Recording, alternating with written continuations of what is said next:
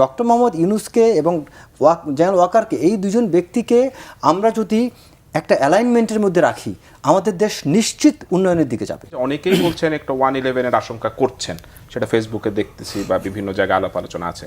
কিন্তু এইবার সেনাপ্রধান বারবার বলছেন যে একটা নির্বাচিত সরকার আসা প্রয়োজন, একটা নির্বাচিত সরকারের উপরে উনি তাগিদ দিচ্ছেন।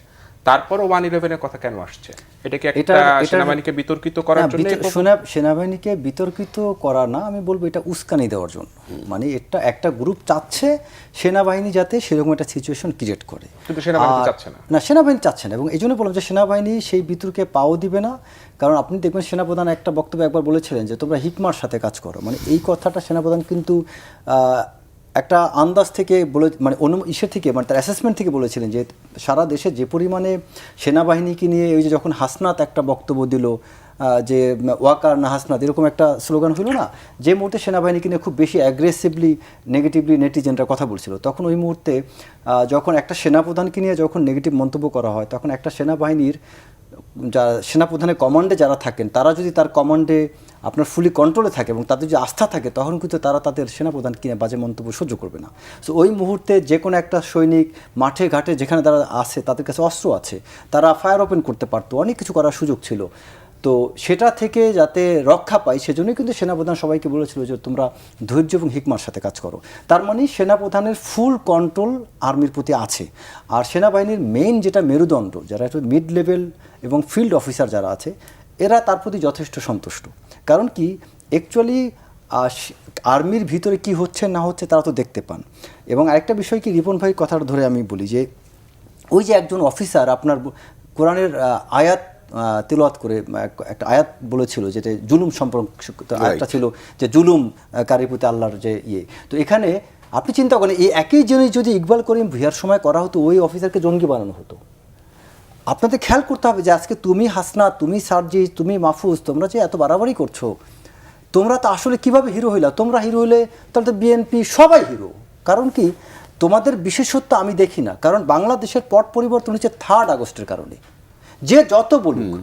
কারণ তোমরা হারুনের কাছে যে এই হাসনাত, সার্জিস, মাহফুজ, এরা প্রত্যেকে হারুনের কাছে যে পরাজয় মেনেছিল, এরা সবাই, তাদের খেলা খতম হয়ে গেছিল 3 তারিখের আগে। সো 3 তারিখে হচ্ছে বাংলাদেশের ভাগ্য নির্ধারণ হয়েছে 3 তারিখে, যেদিন ইয়াং অফিসাররা সেনাপ্রধানের সাথে যখন মুখোমুখি কথা বলেছে, এবং সেনাপ্রধানকে যেই অফিসাররা কথা বলেছে ওই একই জিনিসকে আপনি মঈনু আহমেদের সেই পিলখানা ঘটনার সাথে মিলান, যে দরবারে আপনার অনেকগুলো অফিসার চাকরিচ্যুত হয়েছে, একই কিন্তু প্ল্যাটফর্ম ছিল, একই ঘটনা। ওয়াকার ছিল মঈনু আহমেদের জায়গায়, এই ইয়াং অফিসাররা ছিল ওই সময়ে যে অফিসারগুলো চাকরিচ্যুত হয়েছে, যেমন লেফটেন্যান্ট কর্নেল শামস থেকে শুরু করে যারা তখন এই যে 40-50টা অফিসার চাকরিচ্যুত হলো, যেমন আপনাদের কর্নেল শাহির, খুব ভালো একটা চমৎকার officer, colonel Shahir, lieutenant colonel Shams, এরকম ভালো ভালো অফিসাররা, ক্যাপ্টেন হাবিবা, ক্যাপ্টেন নূর, এরা চাকরি হারালো। তো এই ব্যক্তিগুলো ওই একই দিন একইভাবে তারা প্রতিবাদ করেছিল, তারা চাকরি হারিয়েছে। আর ওয়াকারুজ্জামানের সময়ে ওই একই আবার এখনকার জেনারেশন অফিসাররা প্রতিবাদ করেছে, ওয়াকার সাহেব সেটাকে পজিটিভলি নিয়েছেন, তিনি আমিন বলেছেন। এই আমিন শব্দটা পুরো বাংলাদেশে একটা সফট পাওয়ার হিসাবে কাজ করেছে, নট দ্য হার্ড পাওয়ার। এই সফট পাওয়ারটার আপনার রিফ্লেকশনটা কাইন্ড অফ অ্যাটম বোমার মতো ছিল, যেটা সারা বাংলাদেশে এটা বিকৃত হয়েছে। কিন্তু এবং এই জিনিসটাকে রেকগনাইজ করছে না। আজকে এই সেনাবাহিনীকে তারা উস্কানি দিয়ে এটা করছে ওটা করছে, সেনাপ্রধানকে কীভাবে সরানো যায়, সেনাপ্রধানের জায়গায় অন্য কাকে বসানো যায়। একটা বিষয় খেয়াল রাখা উচিত, যতবার বাংলাদেশ পাকিস্তানে কোনো সেনাপ্রধানকে ষড়যন্ত্র করে কোনো রাষ্ট্রপ্রধান সরানোর চেষ্টা করেছে বা এরকম পদক্ষেপ নিয়েছে, প্রতিবারেই দুর্ঘটনা ঘটেছে। যেমনটা পাকিস্তানের জিয়াউল হক করেছিল, যেমনটা পাকিস্তানের জেনারেল পারভেজ মোশাররফের ক্ষেত্রে হয়েছিল। পারভেজ মোশাররফ কিন্তু এরকম পরিস্থিতিতে কিন্তু তিনি ক্ষমতা নিয়েছিলেন।